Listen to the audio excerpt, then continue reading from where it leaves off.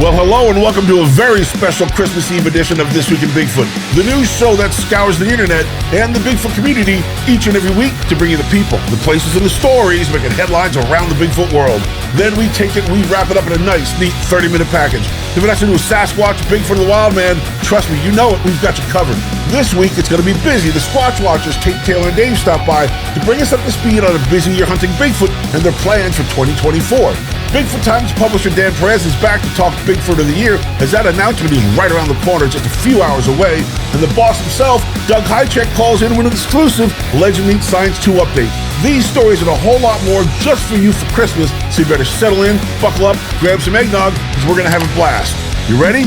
Let's do it. 911, what are you reporting? He's walking upright like a man. With someone or something crawling around out here. But he went back up the mountain. Get somebody out there. What's going on now, sir? That son of a bitch is about 6'9", I don't know. He's all black and big. He is big.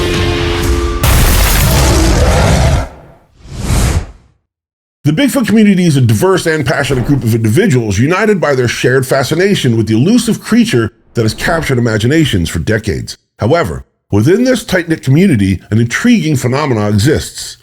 Curious mix of joy and envy that sometimes surfaces when some members witness the success and popularity of others within the community.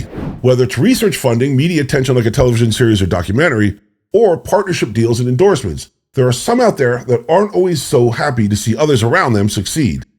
I recently sat down with Dave, Tate, and Taylor, otherwise known as the Squatch Watchers, a young Bigfoot research team from Hickory, North Carolina that have been on the rise for a couple years now. You should check them out. To congratulate them on the success of their channel, streaming series, Bass Pro Shop partnership deal, and to see if we can get to the bottom of this jealousy thing.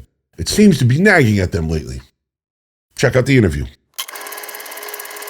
Let's talk about the year 2023 for the Squatch Watchers, dude. First of all, congratulations on freaking everything, dude. The Bass Pro Shops, the streaming channel, the YouTube channel, everything's fucking falling in place for you guys. So give us the high notes of 2023 for you guys.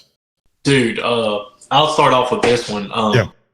My biggest high note, this is just kind of, this goes for the team, but Tate and I, and this is no lie, we stuck to our guns and we betted on ourselves, and him and I turned down, I don't know how like Christianity you are, but kind of got deep for us, like with rituals going on. We turned down, we betted on ourselves with YouTube, and then after that, that's whenever we landed the Bass Pro, and so we turned down basically a show that was on silver platter, but it just didn't align with my religion too good. Then we bet on ourselves, man, and David can get into the Bass Pro and all that. I mean, that was...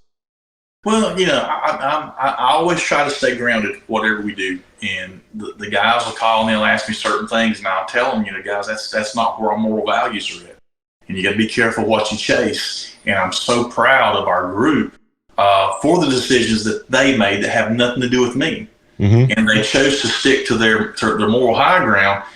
And it's paying off in droves. Not only with our membership, you know, the people who subscribe, but we're being noticed because of our genuineness, our honesty. You know, we're putting stuff out there. We got noticed by Bass Pro simply because the people who came to us and says, hey, we want to try to help promote you guys because of how you present yourself. Once you get, like, we can't control who subscribes to us, who doesn't subscribe to us. And once you get over like this threshold of subscribers, everyone already makes you public enemy number one. It don't matter if they've been your friend for years or friends for 10 minutes, they hate you. They think, oh, you're in it all for the money. Dude, there's no pay in this. But it come off, we do a YouTube, on our YouTube, our subscribers that we cater to our subscribers. We like to post videos, whether it be real, fake, real, genuine sightings, obviously fake sightings. And you have over 81,000 subscribers, right? So that's a lot of people. That's more than a football stadium to fill. Yeah. So yes, yeah, and it's growing like every day, and like we gained. I mean, it's growing every day, and so we do this thing for our subscribers to where, and that's where a lot of our subscribers have came from. We'll post a short, whether it be real or fake. We never say this is real. Hey, you guys gotta believe this is real. Our subscribers love, and people send us videos. We've got like 10 videos that we're working on now for people that will send us clips, whether it be their clips or somebody else's clips. They want to know and want people's opinions on it. They look forward to it. Right. So Tate and I started, hey, okay, well, we'll take these clips instead of making full videos of them. We'll just make a short of it, and because they love to see what people say. Man, we got a hold of someone sent us, I don't want to say his name, the SV guy, Sonny, whatever his name is. Yeah. Dude, and David can vouch for me on this one. We don't, besides you guys and a couple others, we do not keep up with anyone in the Bigfoot world. No, like, dude, we focus on our own thing. We post our own videos. We could give a dang less what anyone else is doing out there because we're doing what we do for our people. Right. Yeah. So we go to events. We show up in large. We bust our hump. We've hosted. We've had killer presentations. We've had excellent fan interaction while we're there. We had people driving from Florida to see us in Virginia, and our level best still isn't good enough for these individuals. They still want to come at us and bash us and make us sound uncredible. Yep. When I want you to know there were people literally got up and walked out of an event we were at, while these people are complaining about these new Bigfoot movies come out where they portray Bigfoot as being mean or evil or always killing people. They were showing pretty much an X-rated hour-and-a-half Bigfoot movie where Bigfoot was screwing white chicks and ripping their arms off and killing them with it. The same con that we went to, Brendon, where we met you the year before. Yeah, it was terrible. Yeah, there was basically a porn. Got up and left. And I think, not to cut you off there, but I think that's you said something that goes overlooked probably 10 out of 10 times or 9.9% of the time with you guys is they don't know how religious you guys are and how devoted you are to your faith and whether something isn't right for you. So when they see stuff online, it's from the heart. It's not, you're not throwing it up there just to throw it up there for clickbait. You guys, you believe in this and this is what it is. And it's that, I think that goes completely understated with you guys. And I can't applaud you guys enough for that because I think honestly, doesn't exist in the Bigfoot community at all. If it does, I have never heard of it except outside you guys. But there are people, and this whole segment is based on the dynamics of being okay with somebody else's success and being there's joy and envy in everybody, right? We all have that little, I wish I would have had this, right? Whatever. But if you're really going to be into this, supporting the environment or supporting the community, you should embrace as much awareness that comes from good people like you guys. I mean, I will tell everybody knows that I am straight down the middle and you guys are right up there. You guys are one of the best groups I know.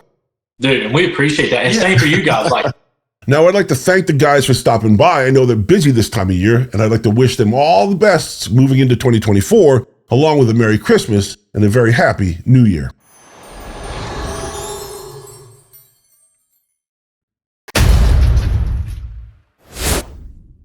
If you caught last week's rundown, maybe you saw when we covered this map. The distance ranges are classified into 9 sections that span from 1 to 70 miles.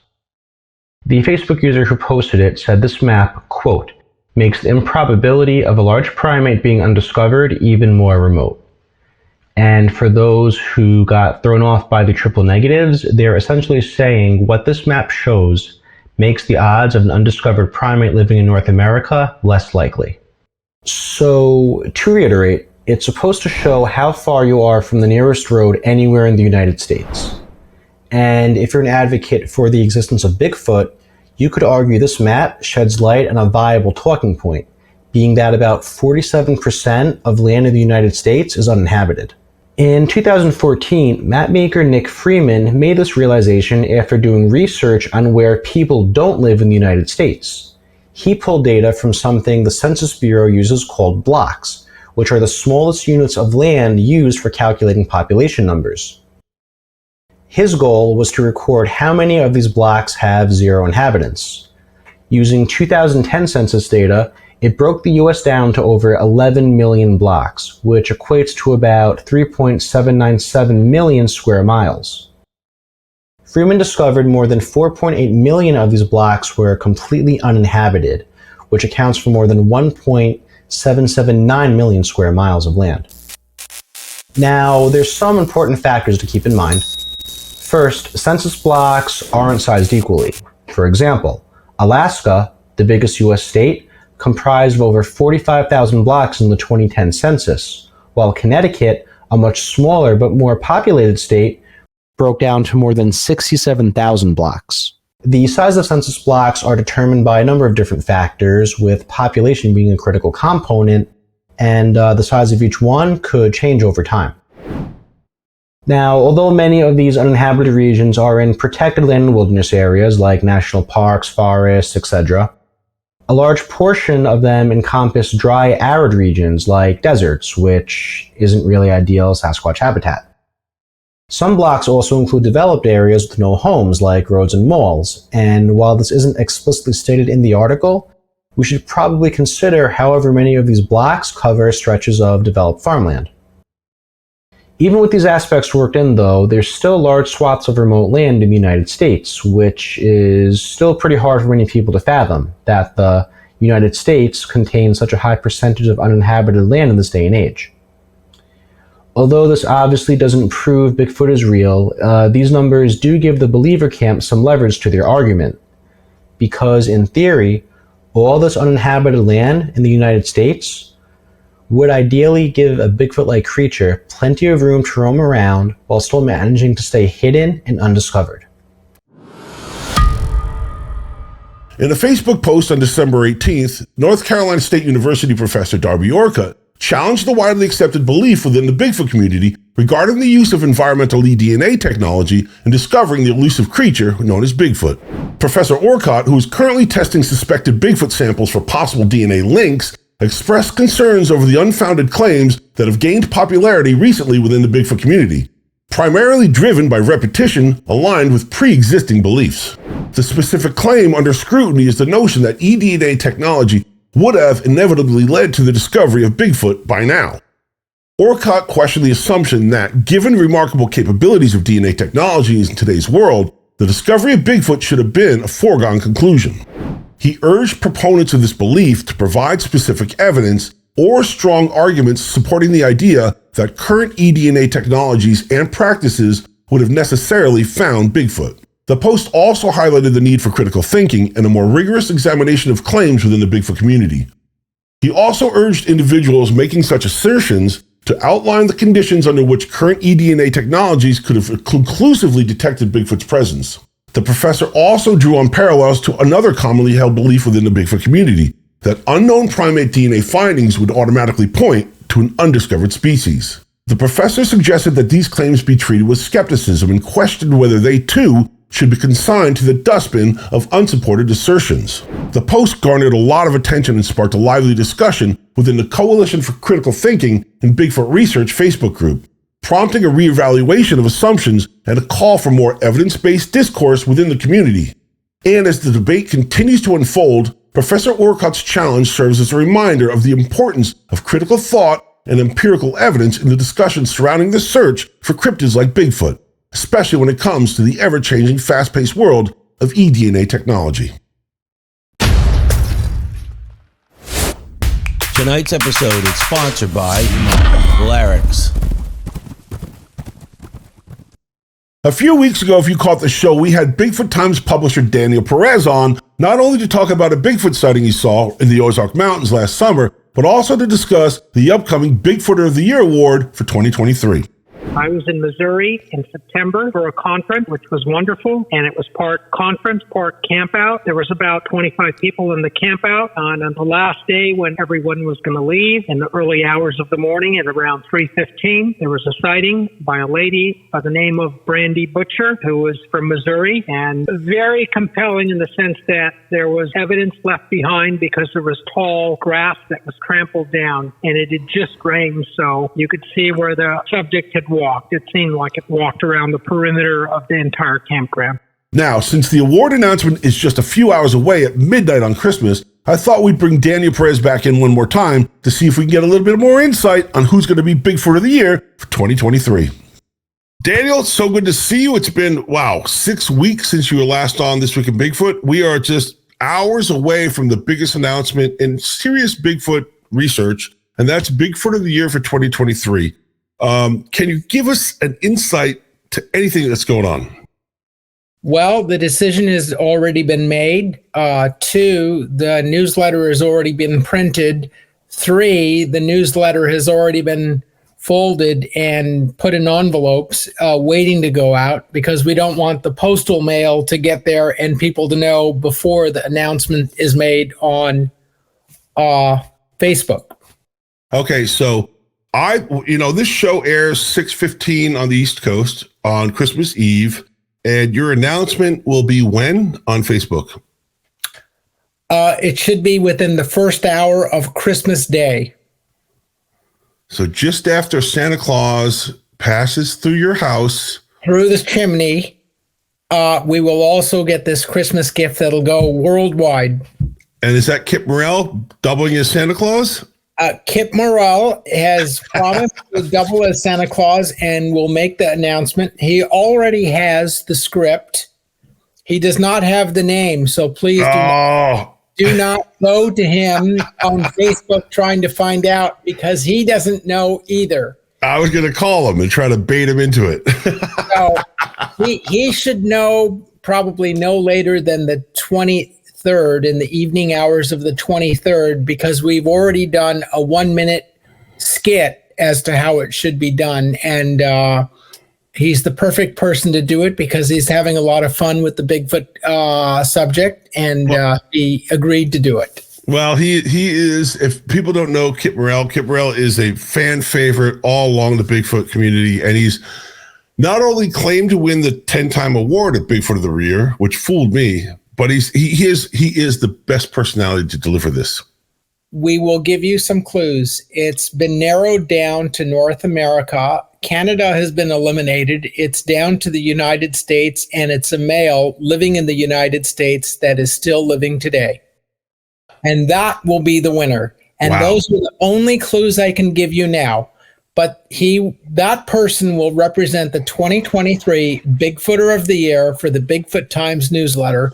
And we've been doing this since 1998, with Don Keating from Ohio being our first Bigfooter of the Year in the year 1998. And I will be tuning in. I'll be trying to stay up late to watch this. I always fall asleep right after Santa gets there, but if Kip Morrell's involved, I will be there. So best of luck. Happy holidays. Merry Christmas, Daniel. And can't wait. Happy holidays to you. Over and out. I'd like to thank Dan for his time and wish him the best in 2024, and I can't wait to see who wins the award. And remind you can subscribe to Bigfoot Times by going to bigfoottimes.net.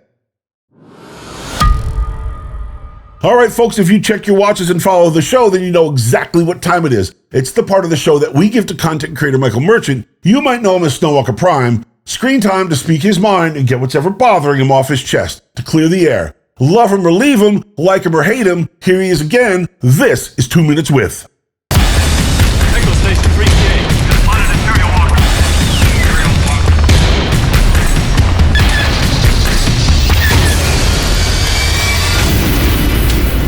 Echo Station 3PA. We have spotted Imperial Walker.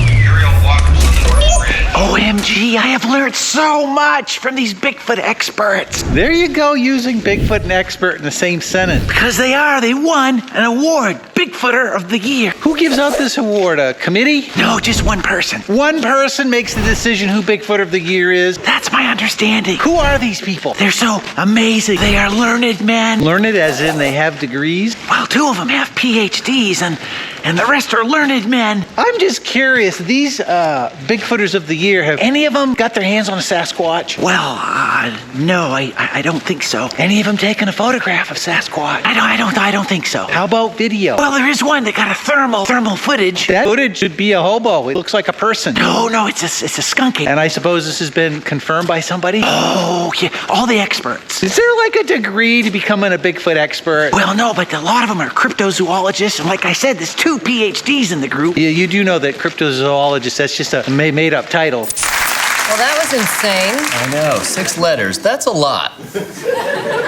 Do you know how to spell? Let's get back to the action. No, these people have written books and they appear at conferences, lots of conferences, TV shows.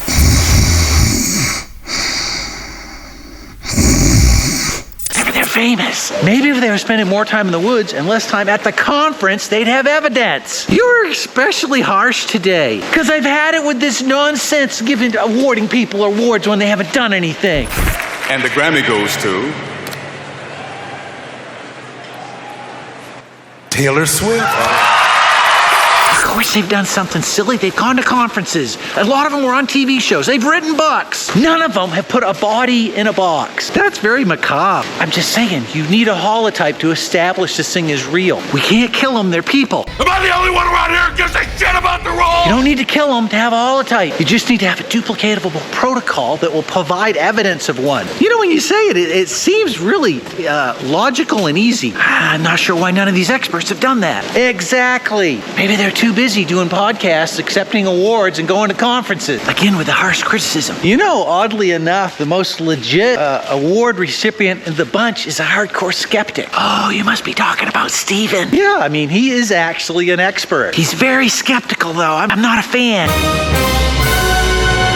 Yeah, I didn't think you would be. He's harsh and critical, kind of like you. Oh, I take that as a compliment. It wasn't meant as a compliment. I do find it a bit ironic that the most legit award recipient is a hardcore skeptic.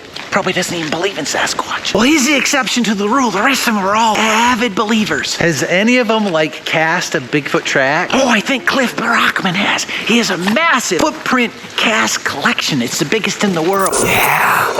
That is a very impressive sound. Well, that's something to put on your resume. You're being sarcastic, right? Yeah, I didn't even have to flash the gang sign. This guy is a respected man. He was on a long-running and well-received television program. Thank you for being a friend.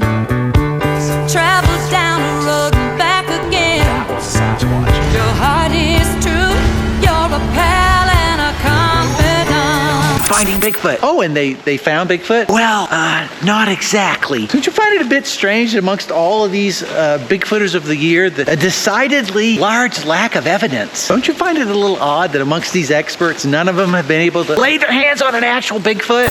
Real man of genius. I don't find that odd at all. If you were a tiger expert, you'd be able to get a hold of a tiger. Well, I'm not sure if you'd want to grab onto a tiger. New allegations about that onstage attack that ended the infamous Las Vegas Siegfried and Roy show. Or a wombat. Why do you always use such obscure references?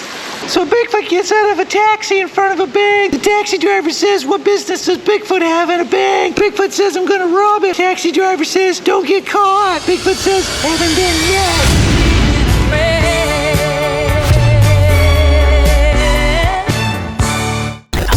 Wild Bigfoot by Larix, the official hat of This Week in Bigfoot, sponsored by Larix.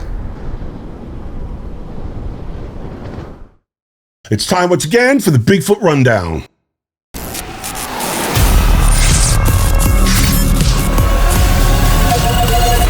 Bigfoot Rundown. So I'm a snooty millennial, and because of this, I'm naturally a huge fan of Rick and Morty. So when Bigfoot appeared on one of the show's latest episodes, I was obviously all over that shit. Here's a quick clip. Oh, hey, Bigfoot. What you got back there, eh? Rick and Morty. Dead for Pope. Ah, yeah. That's them. All right, that's the thing. I just gotta take a sharp stick and stab them both. That's just the rules. Sorry, Morty. So much for the quiet way. I appreciate that we tried. It's a fucked up rule.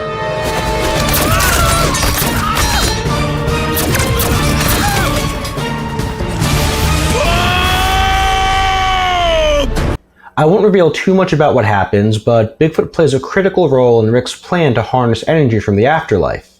And one of the ways he tries obtaining it is by trying to get killed by the beast. As is usually the case in pretty much every Rick and Morty episode, things take an unexpected and outlandish turn, so definitely recommend checking out the full episode wherever it's available, on streaming, online, wherever you can find it. Regardless of whether or not you're a fan of Rick and Morty, or if you've even heard of the show until tonight, Bigfoot's appearance in this popular cartoon is yet another strong sign of its ongoing relevance in modern pop culture. Fans and followers of Bigfoot icon Dr. Jeffrey Meldrum breathed another sigh of relief this week when a post in the Bigfoot subreddit went up. In the post, Dr. Jeffrey Meldrum stated that while he is not completely recovered, he's doing much better and will be at work this coming semester. Meldrum, who went on to say this was quite an ordeal, thanked his wife Lori for being there through it all, being the rock, and is feeling good enough to take the traditional holiday pilgrimage to the capital of sun and surf. San Diego, I think. I'm not sure. We here at the show continue to wish the good doctor a full and complete recovery and a very Merry Christmas. Alright, some of you are going to have to strap in for this one. Is there fossil record evidence of the Lizard Man? Check out what Outcast Paranormal Stacey Brown had to say about this topic. In 2015, paleontologists from North Carolina State University discovered a skull, spine, and a partial arm bone from what would be known as Carnifex carolensis, also known as the Carolina Butcher. Could this 9-foot-tall bipedal crocodile actually be an ancestor to the Lizard Man of Scape-Ore Swamp from South Carolina? Do your research. Alright, so a little background on the Carolina Butcher. This ancestor of modern-day crocodiles did reportedly grow up to 9 feet tall and could indeed walk on 2 legs. It lived during the late Triassic period in what is now North Carolina, which at the time was a tropical equatorial region that was just breaking away from the supercontinent Pangaea. The Carolina Butcher was believed to have gone extinct between 200 and 250 million years ago, when a mass extinction event known as the Great Dying wiped out around 90% of all living species on Earth at the time. This is definitely an extraordinary claim, some would even argue a bit of a stretch, and it's largely modern speculation, but as we noted in episode 34, we've only uncovered less than 1% of the fossil record, so if there's any legs to Stacey's proposition, it could mean there's much more out there lurking in the shadows than Bigfoot. We've got another strange vocalization clip for you, this one coming from TikTok profile Bigfoot MI. Take a listen.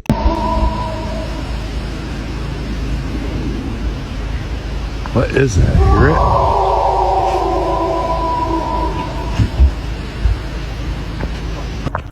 Now, while we've all seen these type of clips and videos before, once again I sit on the fence about the authenticity of this.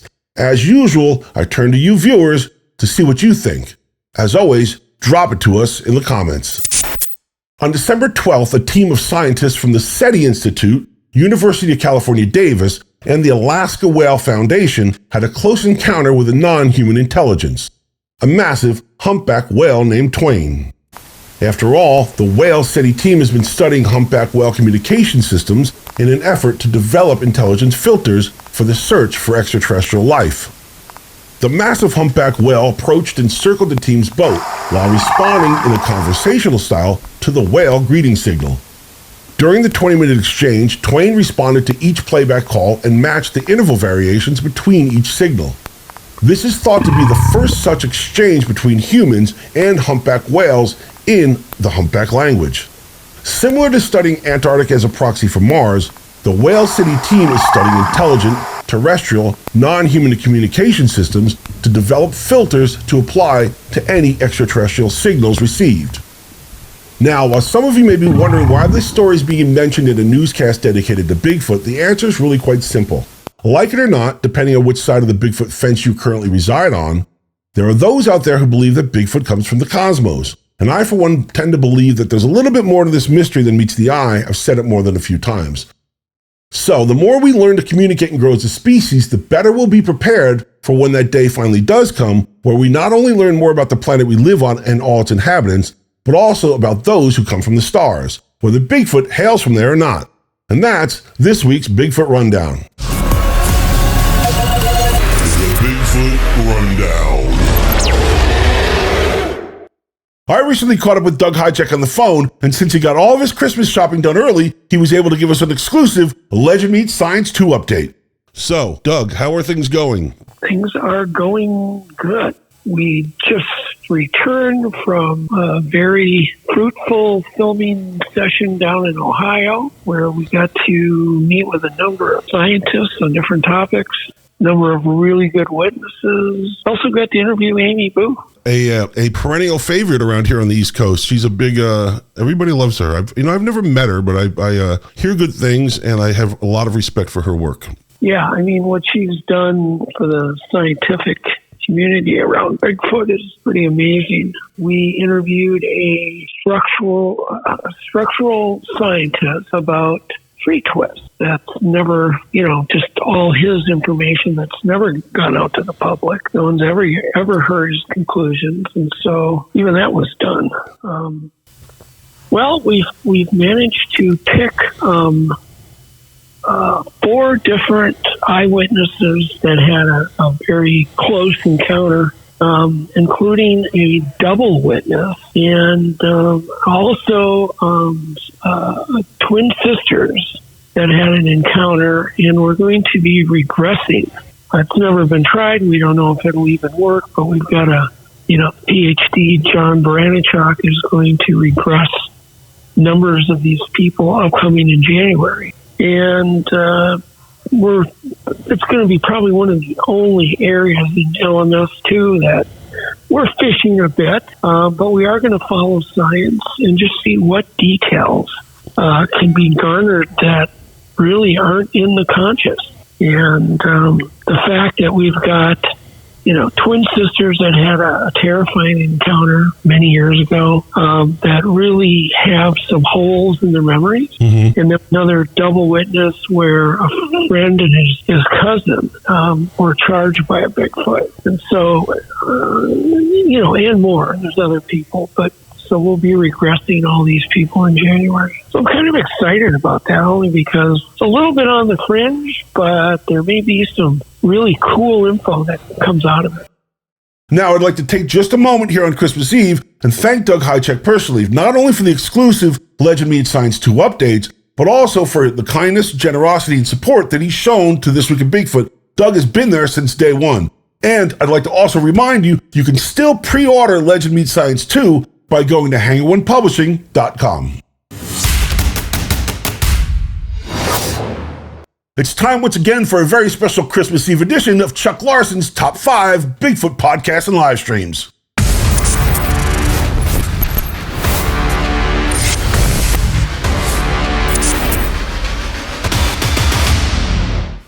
Merry Christmas, everybody. It's Chuck Larson with my Top 5 Podcasts and Livestreams for the week of December 18th, 2023. Starting us off at number 5, it's the Out There Podcast.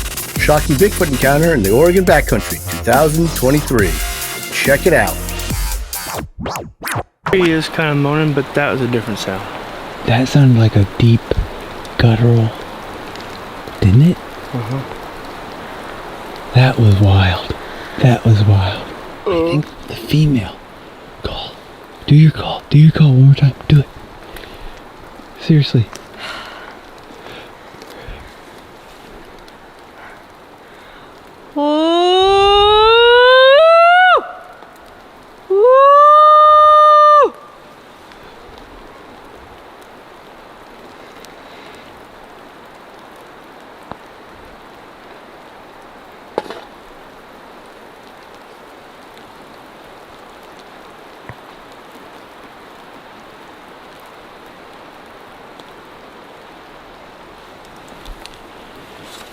I don't know, man. That did give me like butterflies, didn't it? That was a weird fucking My noise. fingertips are like numb.